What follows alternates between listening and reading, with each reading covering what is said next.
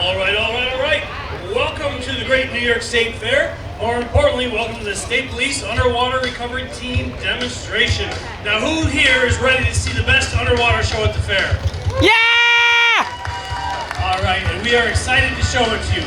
But first, let me introduce you to the rest of my crew. First, coming up behind the tank.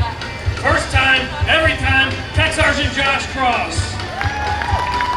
Josh is my training coordinator out of headquarters in Albany. Next up is the Seneca Lake Sea Cow Troop E Senior Diver, Tech Sergeant Don Will. We'll explain that a little bit later, but first take a look at his entrance photo. All right, next is your very own Smooth G, the Troop D Senior Diver, Tech Sergeant Greg Eberl.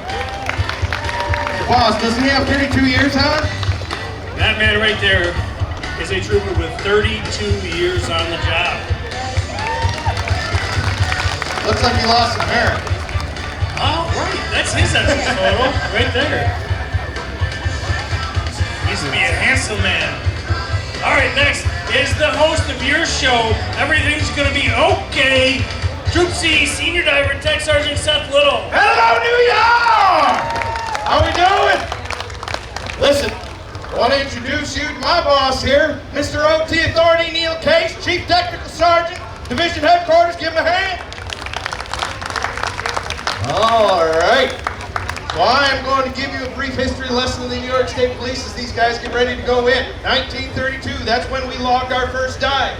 Back then we had hard helmet, we had canvas suits, lead belt, lead shoes. All together the weight of that equipment was well over 100 pounds. What troopers did then, what troopers continue to do. All right, they use the equipment that they're given, they get the job done with very little complaining. Now in 1943, there was a smart fellow by the name of Jacques Cousteau. He invented the aqualung. The aqualung is what we commonly refer to as scuba. Scuba is an acronym. It stands for self-contained underwater breathing apparatus. It took the hundreds of pounds of equipment, condensed it down to about 40 pounds or so. Made divers a lot more maneuverable in the water. Made the job a little bit easier to get done. Now at the speed of government, in 1957, the New York State Police decided to adopt scuba as its preferred method of dive, and so they wanted to learn from the best. So where'd they go? They went to the Navy.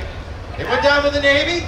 Very good, Navy first, all right. So they went down to the Navy Dive School in New Jersey. They graduated, they brought their lessons back to Albany, and now we have formed our very own novice dive school based on those lessons. Boss, tell us about it. Yeah, it's a 10-week dive school that we've developed, and we have 18 scuba instructors on staff. They're all troopers, and we train our new members from non-diver all the way up through advanced open water. And it is anything but a novice school. The fact is out of all the special operations school, it is known as one of the hardest. 2/3 of those who are troopers, that's a competitive enough job, who try out will never make it through. Only 1/3 will. Those guys did up there. Let's give them a hand. Hey Seth. Yep. Beautiful day here at the fair. Yep. All right, it's getting a little warm out, and those guys are up there in the black suits. All right. What do you say we get them in the water? Well, I think that's a good idea, but first we want to invite any of the kids or adults, if you want to, come get a worm's eye view over here at the tank. All right, come over the ropes. Listen, there's just one rule. If you get wet, do not cry. All right? Come on over, have a seat. Okay, so fellas, we want to give them a good show, right? All right, so we're not going in there like regular divers. We're going to make this a race. Who wants to see a race? Okay, so go ahead, take your gear off, put it in the water, and it's going to be a race to see who can put their gear on the fastest underwater. So go ahead. Seth, yeah. While they're getting their gear in the water there, why don't you explain why we would do something like this? Yeah, so the reason why we would do this, and we actually do this in the novice school, we take our gear off and put it on underwater, because the water that we dive in, it doesn't look like what's in that tank. Most of the time it looks like what's in this tub here, okay? So you can't see, and there's things underwater you might get stuck on. And we need to know that divers will not panic. Panic is what will either hurt or kill you as a diver. And so we take our gear off, and we put our gear on underwater, and just get really comfortable with it. We do it blindfolded. And speaking of blindfolded, what are you guys doing with your mask on there, Josh? Come on, guys, What mask are you you. doing? Put it in the water. That's right. Okay, so Being that this is a race, I want to know, based on your response, who you think is going to win. To my left, we have first time, every time, Josh Cross. Hey, all right, okay. All right, and to my right, we have the elusive Seneca Lake Sea Cow, Don Will. Oh, yeah. Every time, he's a crowd favorite. He is a favorite. He's a favorite. All right. So I'm going to need some energy from you. Can I get the energy? I'm very unimpressed with that. Can I get the energy? All right, that's better. That's better. All right, so when I say go, we're going to give them a countdown. 3, 2, 1, dive. Let's go. 3, 2, 1. Wait, stop. Pause, we were good. It wasn't too bad, but we've got at least 1,000 people here in the stands, and let's make it sound like 1,000 people. We're divers, not mathematicians. So here we go. Go. 3, 2, 1, go. And there they go in the water. They're going to go down. They're going to get their gear. The first thing you'll notice is they will put their breathing regulator in their mouth. They have air. As long as they have air, everything is copacetic. And we got Josh. He's putting on his BC there, and we got Donnie's going down, grabbing his mask. Josh has on his mask, put on his BC, he's all good. And it is Josh Cross, first time, every time. All right, he barely made it, but he did. Good job, guys. Now I'm going to give you a little lesson on the gear that they have on here. The tank. The tank holds high pressure air. It's not oxygen, it's air. 79% of what we breathe in is nitrogen, okay? So you got to keep that in mind. Now, that is high pressure. We breathe it at low pressure, so we need a regulator. The regulator is on top of their tank, and it lowers the pressure. It sends it down the airline, the hose, which then goes into their mouth with the breathing regulator, allows them to breathe air at ambient pressures. That tank is also attached to a buoyancy control device. That buoyancy control device allows them to go vertical in the water column. You can either add air, you'll go up, you're positively buoyant. You can dump air out of it. That'll be negative buoyancy, it'll take you down. They right now are showing you what neutral buoyancy looks like. It looks very easy, but it's not. It's actually an advanced skill. But neutral buoyancy allows you to move easy through the water when you propel yourself with your fins, okay? So they're showing what it looks like nice and easy there, just like outer space. The mask that they have on, that mask, go ahead, take your masks off, fellas.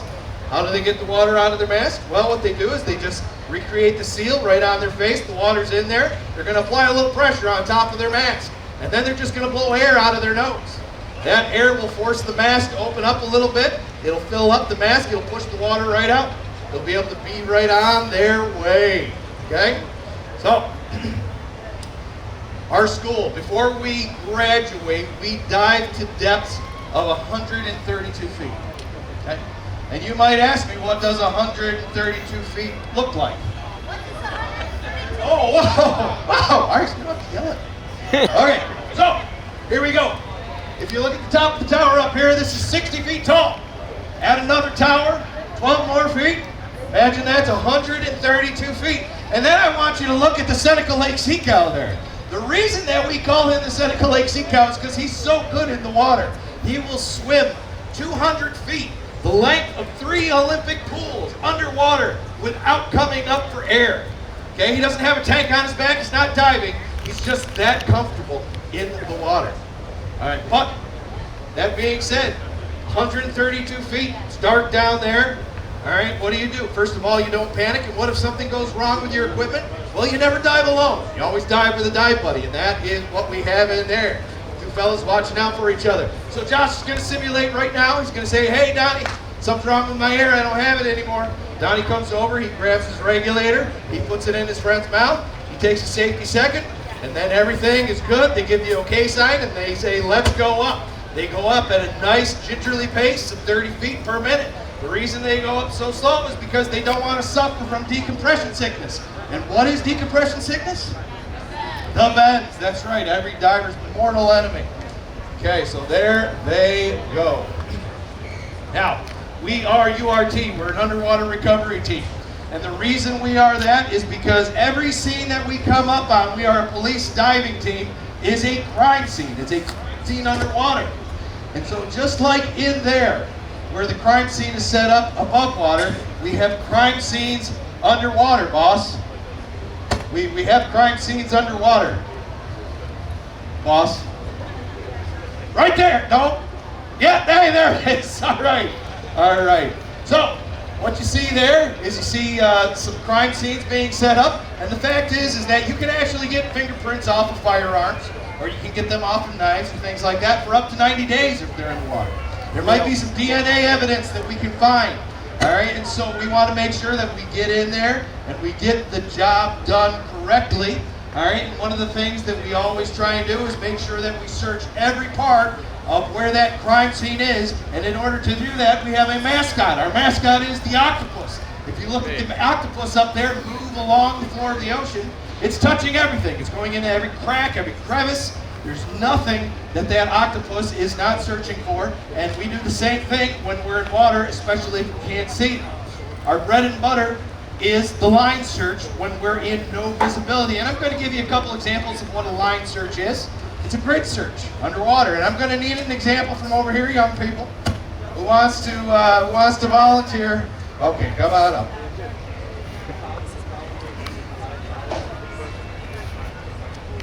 All right, what's your name? Liberty. Okay, and what adult do you belong to?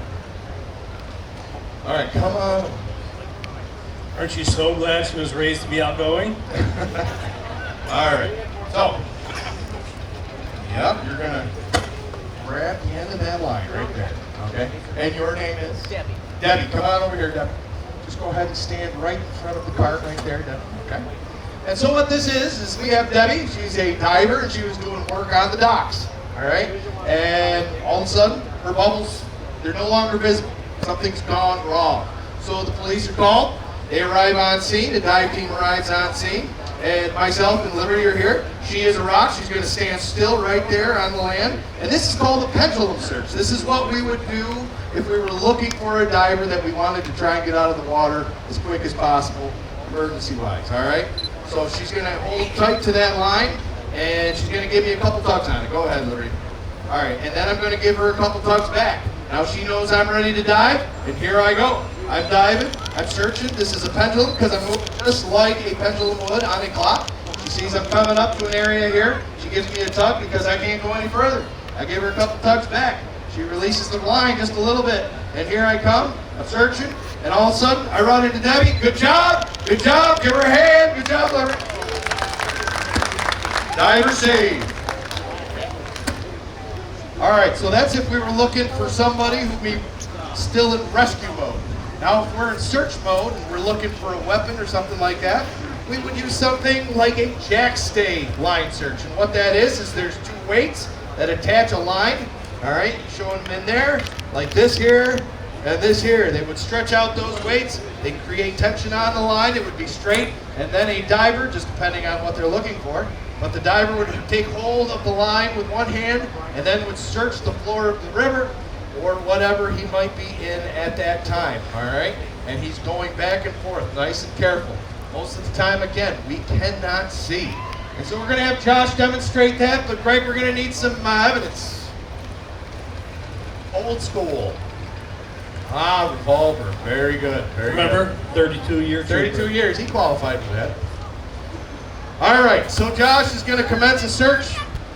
And just like in novice school, what we do is we make sure that they cannot see because we want them to get comfortable in uncomfortable situations. And so Josh is going and he's searching. He's going by touch.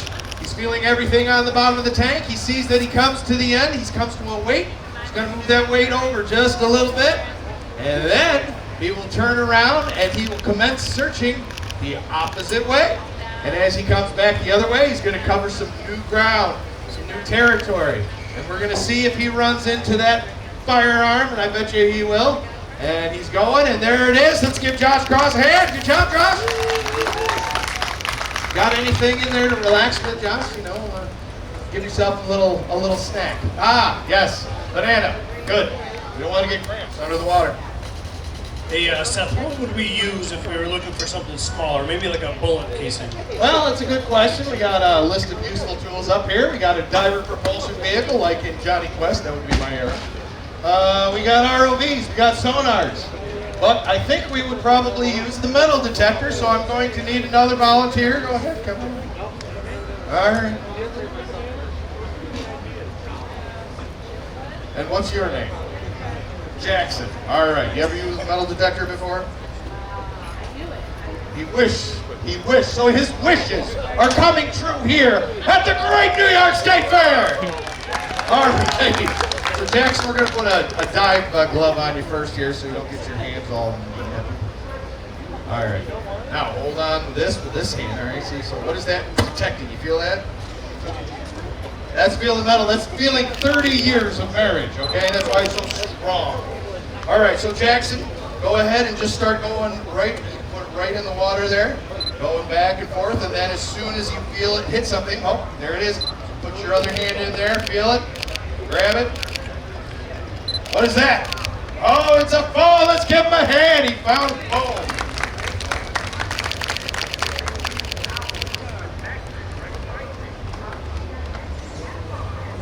All right.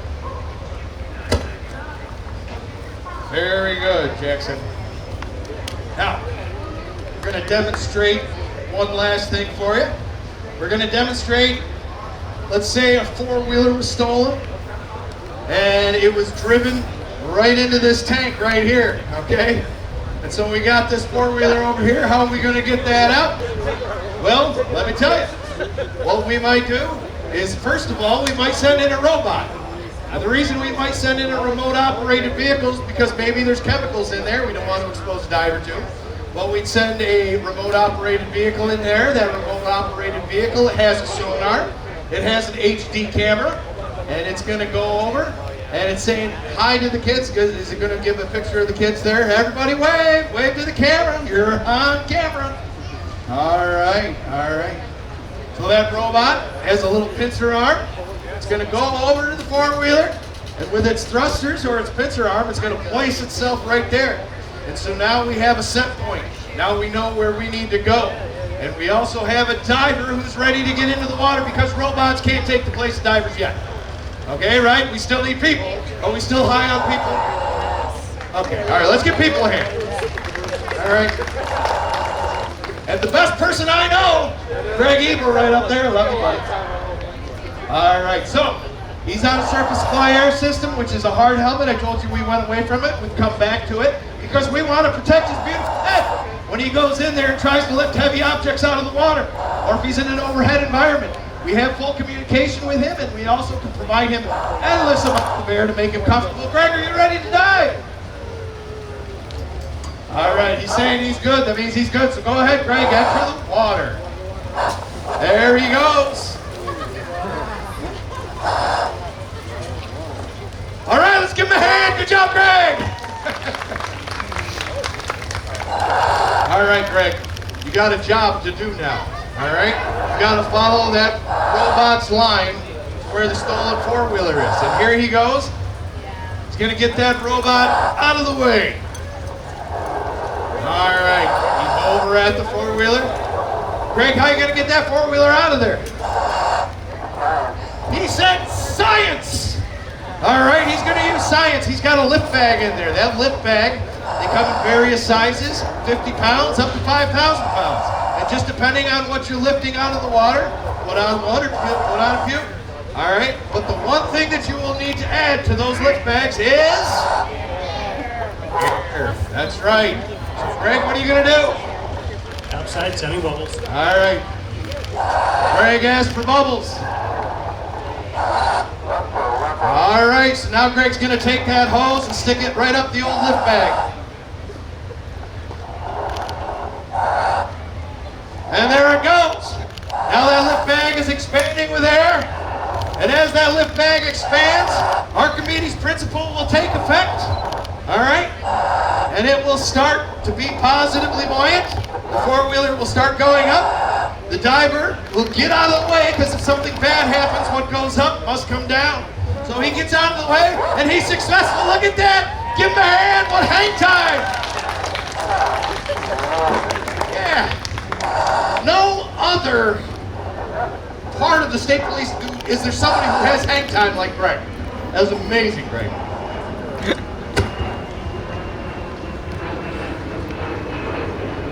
Oh, hey, boss. Yeah. That is a beautiful mug you have there. Well, you know, I figured every supervisor needs a good coffee mug. Yeah, that's a nice shirt, too. Oh, yeah. Yeah. I like it. All right, listen. If you want a face like his, you got to be born with it. But if you want a mug and a shirt like what he's got there, they're for sale over at the Trooper Foundation right over there. They help support us. We would appreciate it if you help support them. Look like a boss while you're drinking coffee. All right. All right, listen. Obviously, we have a good time out here, but the fact is that every single time that these guys go underwater, they're putting their lives on the line. It doesn't matter if it's for training, to recover a victim, or to recover evidence. They're putting their lives on the line. So if you could please all join me in thanking them for what they do every day. Thanks, guys. All right, thank you very much. Listen, the best poser in the New York State Police is right there. Look at him. Look at him. All right, you don't have to see his face. It's under a mask. That's okay. So he's in there. Come take a picture. Kids, get your picture taken in front of the diver. Feel free to come up and ask us questions. K9s will be next. Other than that, have a great day at the New York State Fair. Thank you very much.